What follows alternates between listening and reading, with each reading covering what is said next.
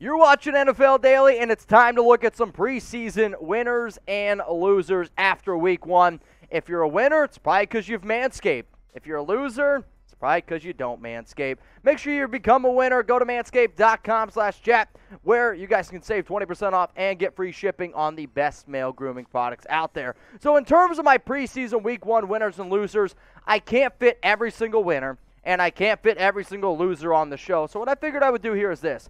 I'm going to give you 5 winners and 5 losers. But first, I'm a guy who likes to think glass half full. Let's look at the winners here. Let's first go to the rookie quarterbacks because, well, I was actually pretty impressed by what I saw out of some of the rookies. Now, this is excluding Matt Corral because he was just flat out bad. But there were 5 rookies that caught my attention. Sam Howell for the Commanders, Kenny Pickett for the Steelers, Malik Willis for the Titans, Desmond Ridder for the Falcons, and yeah, sorry, Will, Skylar Thompson. All these guys put up some pretty solid numbers with their arm, but not only with their arm, their legs look pretty damn good too, right? Giggity. Sam Howell, 2 rushing touchdowns. Malik Willis, 5 for 38 and a touchdown. Desmond Ridder, 6 carries, 59 yards. Skylar Thompson led them back, right, like to a win. All of these rookie quarterbacks, to me, not only did they put up good numbers, but they passed the eye test. And I feel like way too often, NFL analysts, NFL fans, they don't trust their eyes nearly enough. And I liked what I saw out of all these guys here. So when you talk about Sam Howell, Kenny Pickett, Malik Willis, Skylar Thompson, which rookie quarterback impressed you the most? Which quarterback you're like, you know what? That guy's going to be something. I don't want it just to be based off of what you saw in the draft. I want you to look at the tape, trust your eyes, look at the numbers. Which rookie quarterback impressed you the most? Let's go to a preseason week 1 loser, and I got to throw out there, it's Deshaun Watson. Like, I'm sorry. Not only was he not that impressive to me, and I'm just happy to put him on this list, the offense didn't click. He went 1 for 5 with 7 yards through the 3 series in his Browns preseason debut. Now, sure, 3 receivers dropped the football, which obviously never helps, and some quarterbacks you like to think, or some players in general, it's going to be like riding a bike. You're just going to hop right back on, and you're going to be able to cruise. I mean, this is the first game he's played in since Week 16 of 2020. He looked rusty. He looked like he was struggling to go through some of his progressions. He did not look like he was a quarterback worth $230 million, and I couldn't be happier that he looked that bad. But you have to face the fact, you're paid that much money, you got to get better results than that. The drops don't help, but Deshaun Watson did not look good whatsoever. If you're a diehard sports fan, if you like to talk sports with your friends, talk sports with your family, I guarantee you this, you subscribe and turn on those notifications to Chat Sports, you're going to learn more than you ever have before. And I always like to make this deal. Hit the subscribe button. If you don't learn more about sports in just 1 week, unsubscribe. You literally have nothing to lose. Here's the thing. I'm confident, my team's confident, that you're going to learn a lot more about sports by subscribing to Chat Sports. Let's go to the next winner here through NFL preseason week 1. I got to give it to Jalen Hurts. Jalen Hurts looked good. Now, a lot of my buddies in the fantasy world, fantasy football world, have Jalen as a top 5 quarterback because of his running ability. And I've often come on this show and say, well, phrasing on that, right? I've been on the show and I've talked about Jalen Hurts and that he doesn't have the arm talent or he's not good at making his progressions.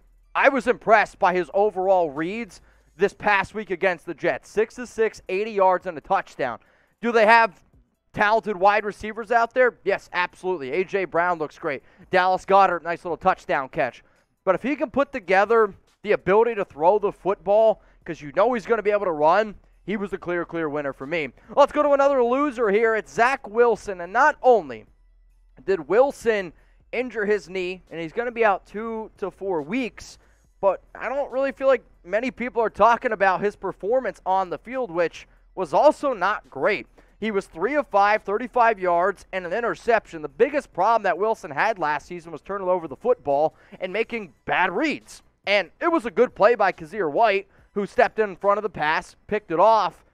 But Wilson, not only did he get hurt, and not only have reports been out of camp that Joe Flacco has looked better than him, he threw an interception, and he's out 2 to 4 weeks. I don't know if I've mentioned that. Let's go to a quarterback that was drafted before Wilson. It's Trevor Lawrence, and I'm going to piggyback off of winning should be Doug Peterson, and it should be Lawrence. Did Jacksonville lose the game? Yeah.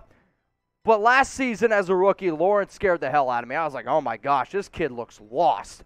And maybe he just looked lost because Urban Meyer is a fraud. But Lawrence, to me, showed good arm talent. 6-12, 95 yards, and a touchdown. I was impressed by the number 1 overall pick. I don't think he's going to be a bust. I think he's going to be somebody who you can rely on going forward. Trevor Lawrence, to me, though, was absolutely a winner. Now, if you guys are looking to be a winner in their dating life, remember, NFL Daily Day is presented by Manscaped. 20% off and free shipping on some awesome male grooming products. Personally, my favorite product is the Lawnmower 4.0. It is a really, really nifty tool to shave not only your downstairs, but your entire body as well. Manscaping might sound weird. I remember the first time I told my dad, I manscape. He was like, you do what? I was like, I just make sure that my body is nice, cleaned, and trimmed. Like, you go get a haircut, don't you?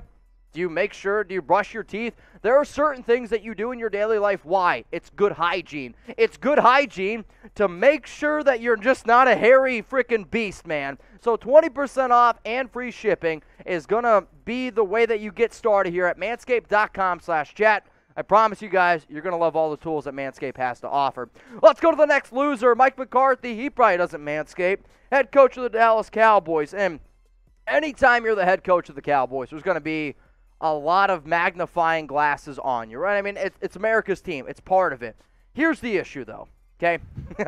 17 penalties. That's it to me. 17 penalties is never good. But it's not only that. I think it's the lack of urgency or the lack of passion that I saw in that Cowboys game. But, Mitch, it's preseason. I don't care. If I'm an NFL player and I'm fighting for my job, even if it's a preseason game, you got to go out there and show some urgency. And unfortunately, fortunately, it starts at the top. Mike McCarthy, I don't think it was a good hire for the Cowboys. I didn't like him at the Green Bay Packers. I think he was saved by Aaron Rodgers. And the very first time you go out on the field there, your team commits 17 penalties and showed that they didn't even want to be there.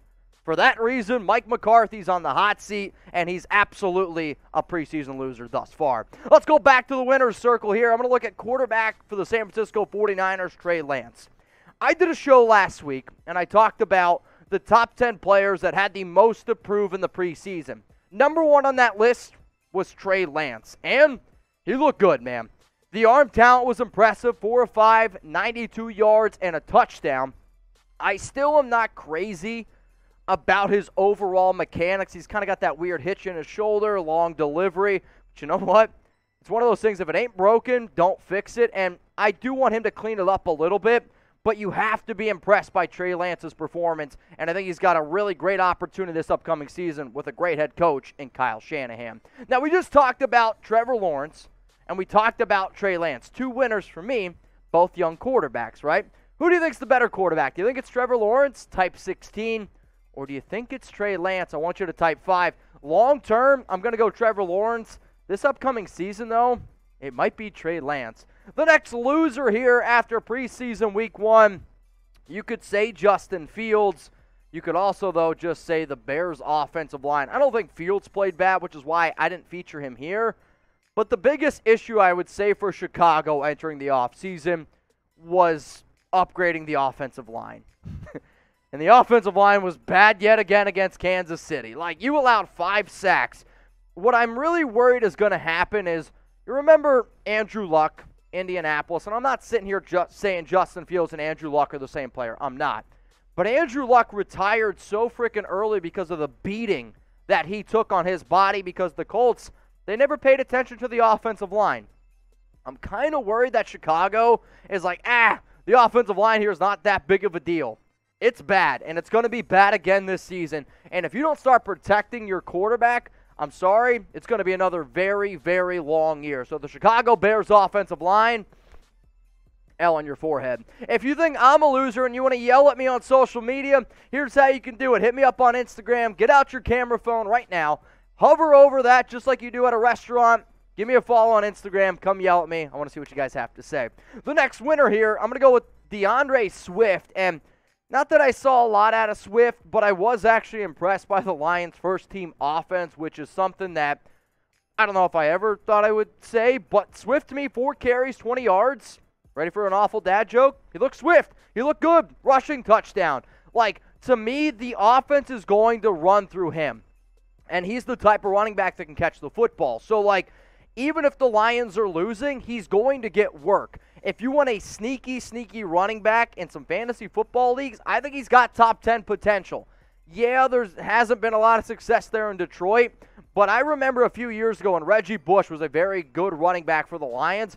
I could see DeAndre Swift having a very similar year to that, and he looks like he could be an actual bell cow running back, in my opinion. Now, those are my winners so far through preseason week 1. I'll do this show probably next week, and I'm curious what you guys have to say because I like talking sports. I want to hear what you guys are thinking from your preseason week 1 takeaway. So name a winner that you feel like I left off my list. We're going to stick here with the running backs, and I'm going to look at Antonio Gibson. And Gibson was a back that I really was hoping could figure out some of the issues that plagued him last season, and that was turning over the football. Unfortunately for him, he had 4 carries, 2 yards, averaged half a yard, but he fumbled the football. He put the ball on the ground, turned it over at about the 19-yard line, which then led to a score for Carolina. Gibson last season, when J.D. McKissic was on the field, did not have nearly the amount of work, and I believe McKissic's going to be the pass-catching back.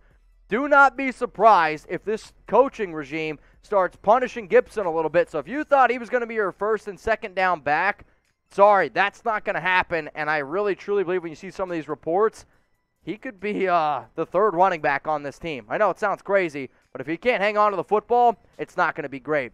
So let's wrap up today's show with my preseason week 1 winners and losers. If you could, take a screenshot, post it on Instagram, post it on Twitter. Make sure you tag Chat Sports. Make sure you tag me, and you know what? Since Manscaped's down there, give them a tag too.